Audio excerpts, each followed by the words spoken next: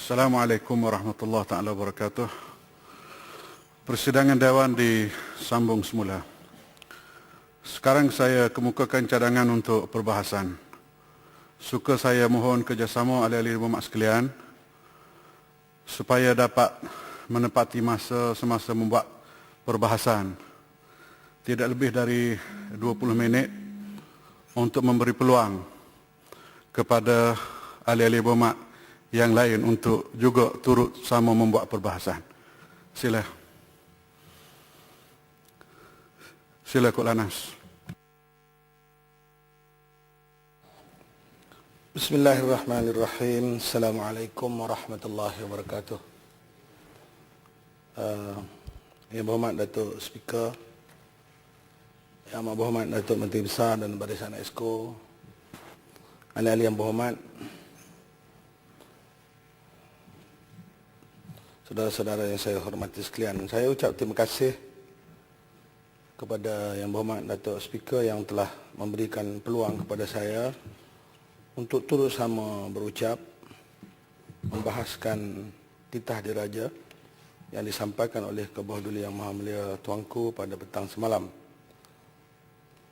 Boleh saya katakan ianya adalah suatu titah yang menarik, walaupun pendek tetapi adil dan balance, menegur kita semua dan memperingatkan kita semua. Dalam ayat pertamanya pun mengingatkan kepada kita bahawa, kalau saya boleh quote di muka surat 7, baginda bertitah, pelbagai pihak senantiasa menunggu, memerhati dan memantau setiap patah tutur kata, ucapan dan setiap langkah dan tindakan yang diambil kepada para anggota Perkhidmatan Awam Negeri dan seterusnya, quote unquote.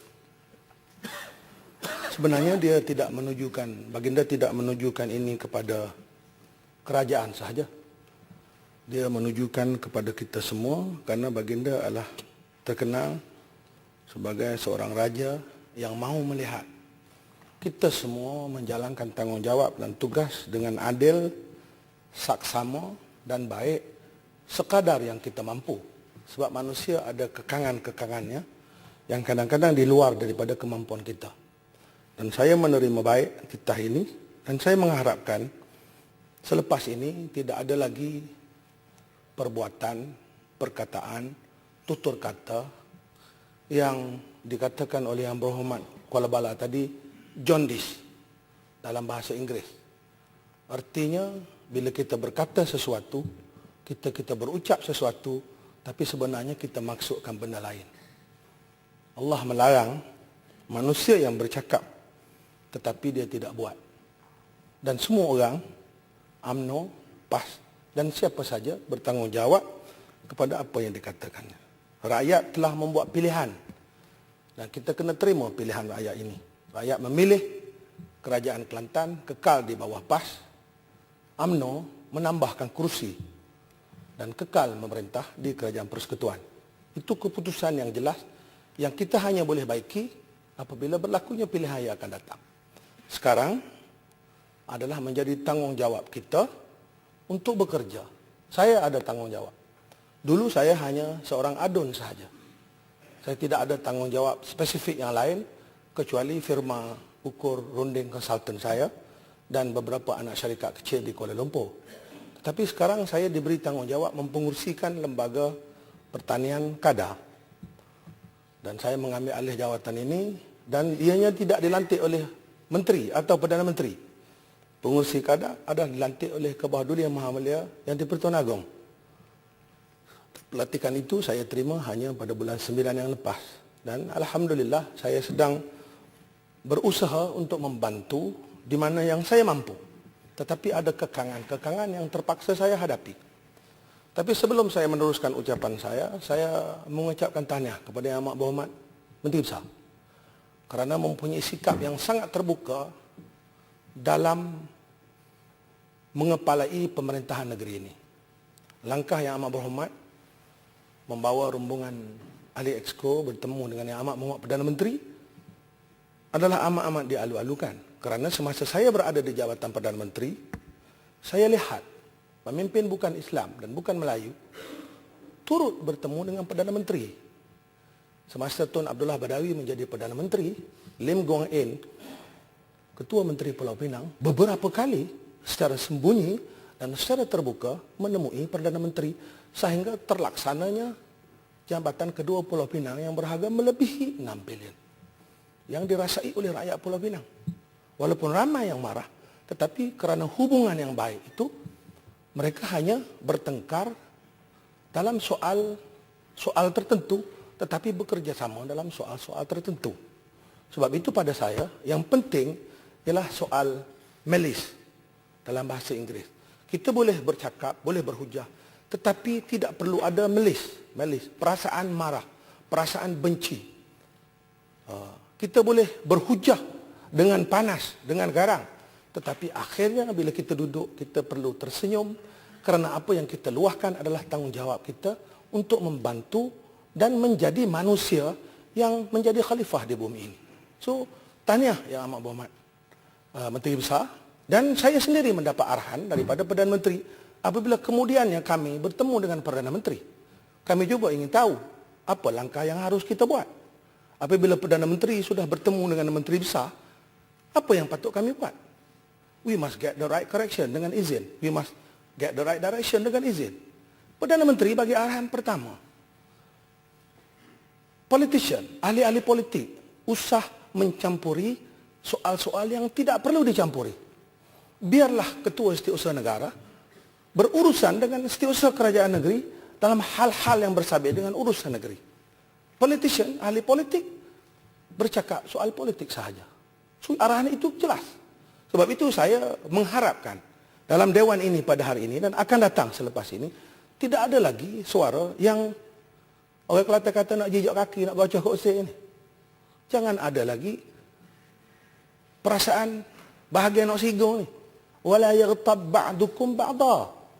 Dalam Quran pun sebut gitu.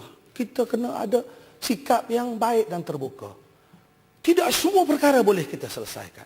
Walaupun kita menjadi Perdana Menteri. Tidak semua benda kita boleh laksanakan sebagai manusia. Kerana ada kekangan-kekangan. Misalnya saya dalam Kedah. Apabila saya mengambil alih Kedah, masalah pertama kita ialah masalah kekurangan air yang berlaku. Mengikut kajian, pengarah GPS ada di luar, ahli lembaga pengarah saya bertanya kenapa PAM kita jadi begini. Tapi rupanya PAM itu dibuat berdasarkan kajian yang sudah lama, bahawasanya air sungai Kelantan ini tidak akan berada di bawah 5 meter.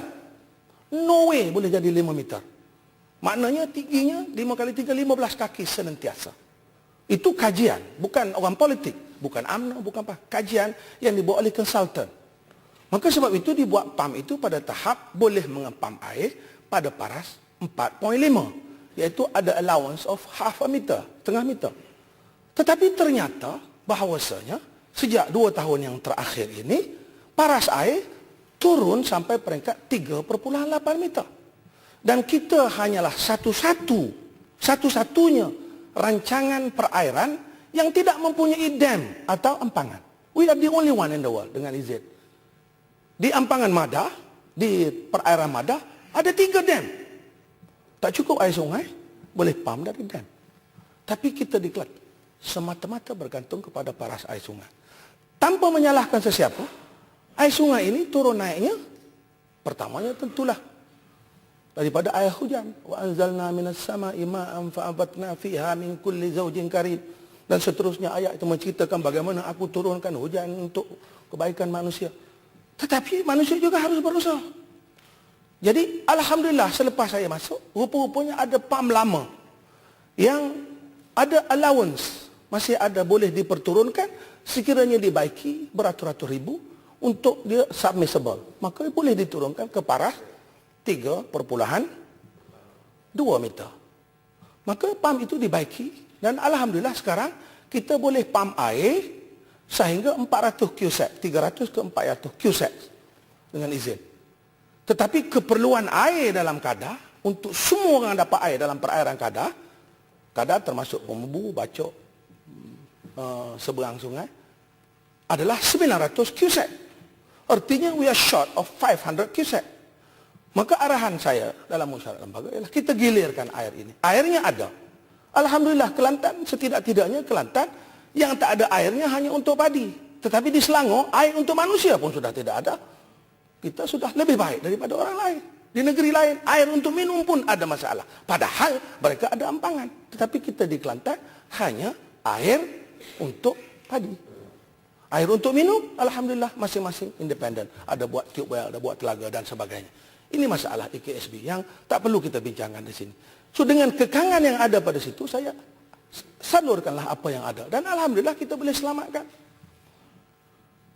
Kita berada dalam begitu lama, orang Kelantan ini berada dalam keadaan mewah air. Air masuk, kita gumbor tu banyak. Kacik Kelantan sedap sikit. Mewah air. Air masuk dengan air keluar, parit buang, serupa, sama banyak. Tetapi dalam keadaan sekarang ni, tak boleh buat lagi tu. Maka saya terpaksa berhubung dengan petani, turun padang setiap hari dan setiap masa memberitahu mereka supaya dilakukan penjimatan air. Dan alhamdulillah ini berlaku. Kita boleh jadikan 1,500 km tali air itu sebagai water tank, sebagai tangki air dengan kita penuhkan mereka dengan air. Kemudian jikanya ia tidak mempunyai cukup kuat tekanan untuk masuk ke parit secondary, primary dan jari, maka kita gunakanlah backward pump yang disebut oleh orang Kelantan pom bewok. Dia kata pom bewok, sebenarnya backward pump. You pump it backwardly secara undur. Jadi pok-pok kita kata, we ekor bewok kita boleh pom lah. Alhamdulillah, saya bawa ini ke dalam pos kabinet dan Menteri Pertanian datang sendiri dan beri peruntukan tambahan kepada saya dan alhamdulillah 80% sudah diselesaikan. Dan saya nyatakan program tanaman padi ini sangat penting. Sangat penting, Tuan Exco Pertanian, Datuk. Sangat penting kerana bekalan makanan negara tidak mencukupi. Tanggungjawab membekalkan makanan ini adalah tanggungjawab kerajaan, pusat dan negeri. Menteri Pertanian dan Exco Pertanian dan saya. We should be together doing it dengan izin. Sebab bekalan makanan negara tidak mencukupi. Apalagi bila berlaku kemarau. Maka sebab itu kerajaan memberikan peruntukan yang besar supaya tanaman padi ini dibawa di bawah program NKA. Dan alhamdulillah di beberapa tempat, di Bacok, di Keteres, di Tumpat, kita telah berjaya. Saya 2 hari lepas pergi ke kampung Tegayung yang dulunya mengeluar hanya 4,1 tan. Tetapi minggu lepas dia mengeluarkan 8,2 tan. Alhamdulillah satu kejayaan. Di situ ada orang PAS, di situ ada orang UMNO. Kawasan Melor. Di situ kampung Ari, airnya masalah kita pula, petani kadang-kadang tak ikut jadual. Yang ikut jadual, tanam bulan 11, alhamdulillah semua dapat hasil. Dia tak ikut jadual kerana tidak ada keyakinan. So keyakinan ini perlu kita berikan. Saya nak bercakap dalam Dewan ini, saya nak ambil peluang ini, insya-Allah suatu hari saya akan menjemput Yang Amat Berhormat Menteri Besar dan Barisan Exco Pertanian untuk mendengar taklimat kadar. Sebab saya kena terima kasih kepada kerajaan negeri yang membenarkan kita buat penyelesaian mutlak untuk bekalan air seberang sungai dengan mengadakan low weir di Kasar yang bernilai 38 juta yang telah diluluskan oleh kerajaan. InsyaAllah akan siap pada 2015, iaitu untuk seberang sungai. Satu kerjasama yang baik. Artinya, apa yang Amat Berhormat bawa kepada Perdana Menteri, Perdana Menteri bagi arah kepada kita, kita bersama menyelesaikan masalah. Bila sampai waktu pilihan raya, kita hadapi pilihan raya. Yang menang akan menang, yang kalah akan menang. Tidak perlu menggunakan Dewan ini untuk melepas perasaan dan maki hamun sesama kita. Oh, tak perlu. Sama sendiri pun boleh bala. Apakah lagi dengan parti lawan. Parti adalah perbuatan manusia yang diwujudkan kerana sistem negara ini begitu. Sebenarnya tak perlu ada parti pun. We should go back to, tak payah ada parti. Tapi sistem dah dipilih macam itu. Janganlah kita yang melagakan rakyat kita. Ini yang berlaku. Berlaku baja tak bui, tak sesai, tak mengesah. Kerana kita di atas ini senantiasa mengambil sikap melagakan rakyat. Orang bawah ni kita pun belaga selalu, tak ada dua lekop. Tetapi kalau dia tengok pemimpin sama-sama kita, Menteri Besar minum bersama dengan saya menziarahi Menteri Besar dengan Perdana Menteri, Exco dengan Ali Adun, makan, duduk. Kalau kita boleh makan dan duduk bersama, kenapa rakyat tak boleh duduk bersama? Biarlah rakyat berpolitik hanya pada waktu politik, pada waktu pilihan raya. Gua-gua sikit biasanya. Memang saya bergurau pun. Saya pergi buat pemutuhan sebenar beras. Saya ikut dengan bernas. Macam mana pemutuhan sebenar ini dibuat? Sebab harga sudah naik kepada 1,200. Rupanya penentuan sebenar ini adalah berdasarkan jumlah water content dalam padi, jumlah sampah yang dibawa. Dan saya tengok bagaimana dia dibuat. Lalu saya kata, kenapa bernas potong terlalu banyak? Mereka terangkan kepada saya. Saya bawa petani. Saya pergi mengetam sendiri satu lori, 1,2 ekar, bawa padi itu ke bernas dan pergi tengok sendiri macam mana pemutuan sebenar dibuat. Saya kata 15, bernas kata 20. Let's go to the machine. Kita pergi ke mesin. Alhamdulillah, apabila dibuat pemutuan sebenar, 15,5. Dan orang di kampung Tegayuh, semuanya potong hanya 15%. Satu sejarah dalam pemotongan bernas, tak pernah 15, biasanya 20 ke atas. Sebab kita hands on. Ada orang pas kat situ. Dan saya bergurau pun. Dia kata di antara perkara yang kita potong ialah bila padi itu masak dia kuning. Tak boleh hijau. Hijau tu tak masak. Lalu saya kata, tuan-tuan adik kakak, hak ni tak sehijau. Ada hijau, potong. Biru pun tak sehijau, saya kata. Hapit juga, nak kuning belaka. Padi itu masaknya kuning. Itu biasa adalah gurauan. Tak ada masalah. Dan kebetulan dia orang boleh terima. Kemudian saya bergurau lagi di Tegayuh. Saya kata, saya tengok banyak bendera Daci yang tengah padang. Saya kata, pasal apa bubuh bendera Daci? Petani itu agaknya dia ke UMNO. Dia kata tak boleh bubuh, dia boleh Tok Haji. Dia panggil saya Tok Haji. Pasal boleh ni makan padi, boleh makan nyo, boleh makan. Dia go lah. Saya kata tak salah. Itu makan hati orang. Tak salah. Kita sekat bubuh sudahlah. Itu cara saya mendidik rakyat saya. Tapi bukan semua kita boleh didik. Tun Dr. Mahathir mendidik anaknya dengan baik. Saya akan menjadi bilioner. Tetapi salah satu anaknya adalah penyokong Komando. Seorang Perdana Menteri yang berjaya diakui seluruh dunia. Anaknya jadi bilioner. Tapi anaknya juga seorang lagi penyokong Komando dan tak bersetuju dengan kita.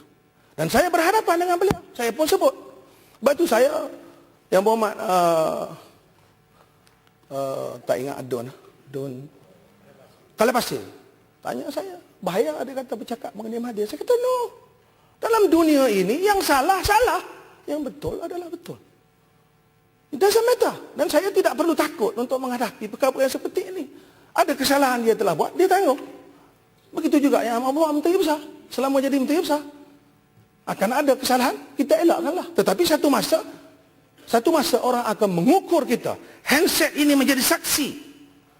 Handset ini akan menjadi saksi generasi after generasi. Ini macam roket antik. Roket antik lebih lagi lah, yang menulis setiap patah perkataan dan niat hati kita.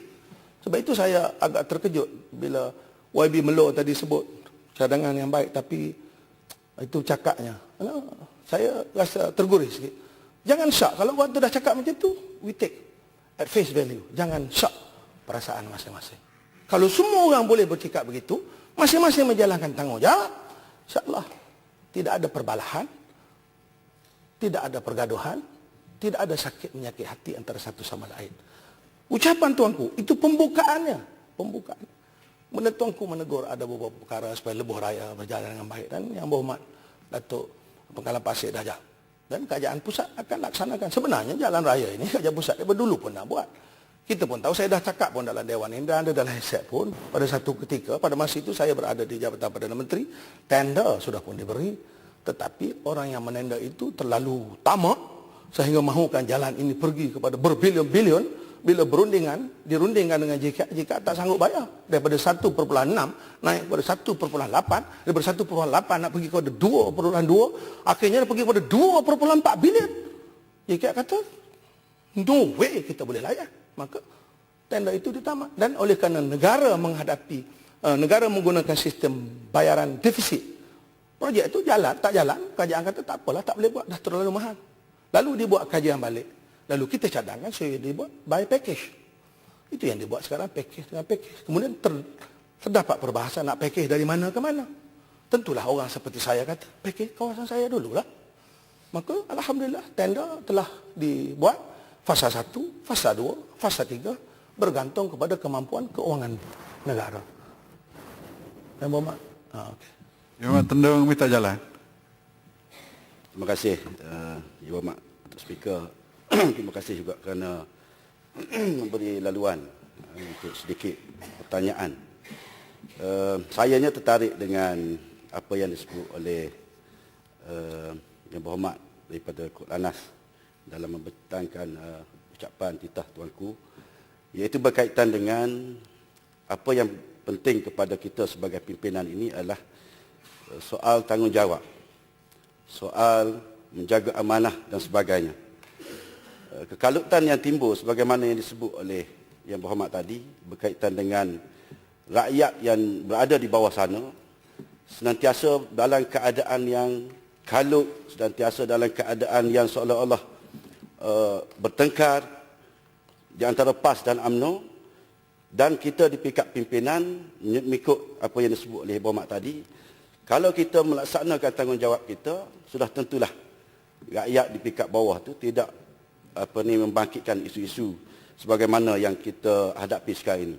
Soalan saya ialah, adakah Yang Berhormat merasakan sebelum ini pihak kerajaan persekutuan sudah melaksanakan tanggungjawab yang dipertanggungjawabkan, yang sudah menjadi tanggungjawab kepada kerajaan pusat, dan melaksanakan tanggungjawab itu, dan sehingga rakyat sudah rasa selesa dengan tanggungjawab yang dilaksanakan oleh pihak kerajaan pusat. Sebagai contoh, soal bajet tadi sudah banyak kita bincang. Contohnya soal lebuh raya. Soal lebuh raya sekarang ini, kerajaan negeri seolah-olah terpaksa menerima serangan-serangan daripada pihak tertentu oleh rakyatnya sendiri kerana diletakkan tanggungjawab membina lebuh raya ini kepada kerajaan negeri. Dan benda ini menjadi satu isu, sama ada isu politik atau isu tanggungjawab dan sebagainya. Tetapi kalau mengikut sebagaimana Yang Berhormat sebut tadi, tanggungjawab, kalau betul kita laksanakan tanggungjawab, maka rakyat tidak akan bersuara sebab kita laksanakan tanggungjawab. Sekarang ni hakikatnya rakyat mempersoalkan kepada sama ada kerajaan pusat atau kerajaan negeri kerana tidak melaksanakan tanggungjawab. Dan contoh lebuh raya ini, kalau kerajaan pusat melaksanakan tanggungjawab dia, amba rasa rakyat tidak nak persalahkan ataupun tidak nak meletakkan bebanan kepada mana-mana pihak. Laksanakan tanggungjawab dengan berkesat, dan insya-Allah rakyat boleh terima, dan kita berterima kasih kerana melaksanakan tanggungjawab. Soalnya tanggungjawab tidak dilaksana menyebabkan rakyat yang menjadi masa, dan kemasaan inilah yang menimbulkan pelbagai isu yang boleh mencetuskan ketidakselesaan sesama rakyat di pihak bawah. Minta penjelasan Yang Berhormat. Yang Berhormat kena tengok banyak perkara, dan saya fikir masa perbahasa ini tidak cukup untuk menerangkan kepada Yang Berhormat mengenai perkara-perkara yang wajib diberi oleh kerajaan pusat. Dalam perjanjian persekutuan dan negeri, ada perkara wajib, ada perkara sunat, ada perkara yang tak perlu, ada perlu tambahan. Semua yang wajib, yang dituntut oleh perlembagaan telah ditunaikan. Itu SS boleh bagi tahu Yang Berhormat. Kalau Yang Berhormat tak tahu, ya boleh tanya SS. Tanya Pegawai Keuangan Negeri, berapa ratus juta yang telah dimasukkan. Termasuklah satu perkara yang saya pun kena attack, iaitu perbelanjaan negeri yang tak cukup.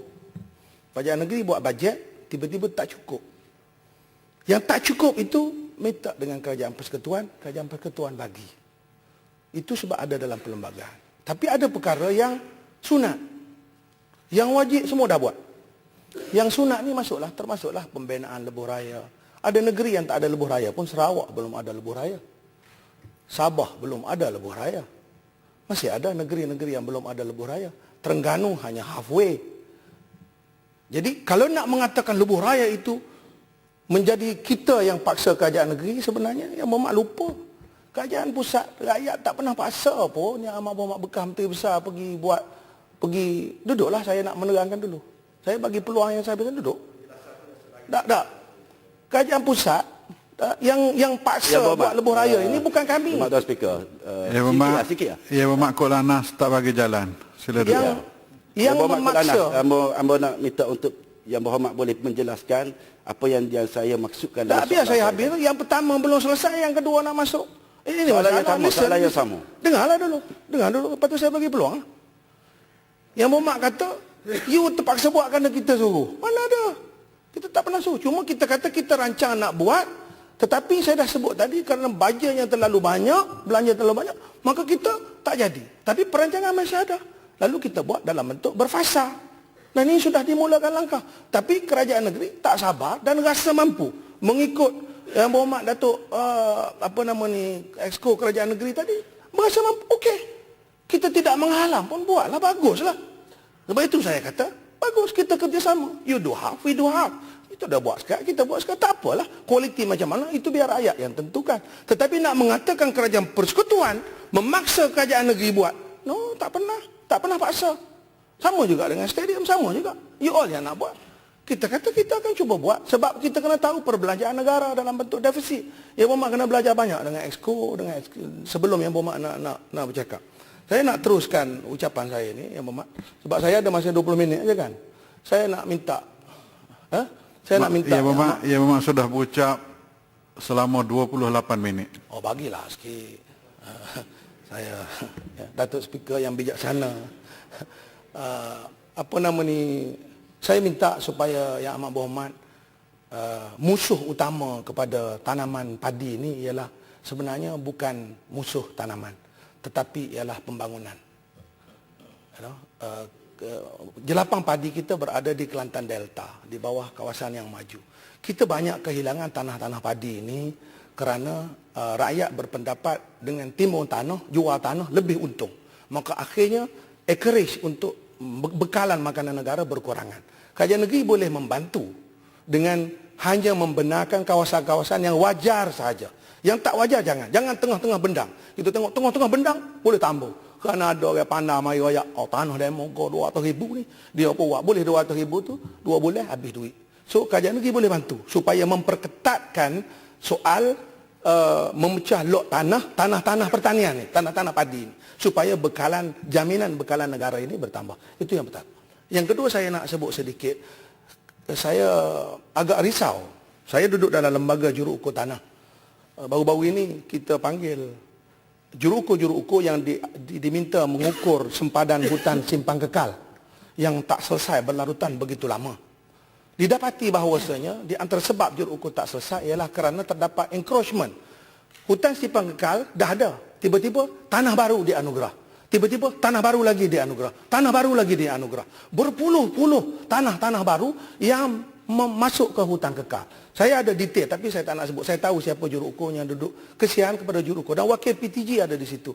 Wakil PTG angkat tangan. Wakil PTG kata, ini kuasa Majlis Mesyuarat Negeri untuk meluluskan tanah yang sudah pun jadi hutan simpan kekal. Yang sepatutnya ada mengikut akta hutan 50% daripada negeri ini. Kita ada 665,000 square hektar hutan simpan kekal. Kalau tak silap saya figure. Jadi, kalau boleh kurangkan. Saya tahu tujuannya adalah untuk tanaman ladang rakyat dan sebagainya. Itu kerja kerajaan negeri. Saya tak nak campur. Tuan-tuan tahu kaedah nak buat. Tapi janganlah sehingga akhirnya tergencet kerja-kerja meletak sempadan hutan kekal ini. Pihak PTG hari itu dan pihak Jabatan Hutan hari itu pun tak kata Yang Berhormat yang mau bawalah dalam mesyuarat ke Dewan Negeri membantu Jabatan Hutan. Sebab Jabatan Hutan tidak akan mampu menyelesaikan persempadan hutan negeri ini kalau MMK keep on approving 1,000, 2,000, 500, 300 hektar tanah. Dan ini berlaku di Tanah Merah, di Jeli, di Gua Musa dan sebagainya. Ketiga, Berhormat minta ringkaskan ucapan. Saya sekali lagi nak minta Yang Amat Berhormat Menteri Besar untuk bersama-sama dengan kita, bersama-sama dengan Perdana Menteri. Ini tugas yang berat, iaitu saya juga ada penyokong yang memang dia suka baloh. Hidup baloh ni dia suka sebab dia survive. Dia survive kerana ada perbalahan. Dan iblis dan syaitan pun dia survive kerana ada pertikaian manusia. So tanggungjawab Yang Amat Berhormat dan tanggungjawab saya untuk meredakan keadaan ini supaya akhirnya Kelantan boleh jadi sebuah negeri yang maju di bawah pimpinan Yang Amat Berhormat Datuk Ustaz Muhammad Yaakob. Dan saya sebahagian daripada kerajaan iaitu membangkang benda yang baik. Terima kasih. Assalamualaikum warahmatullahi wabarakatuh.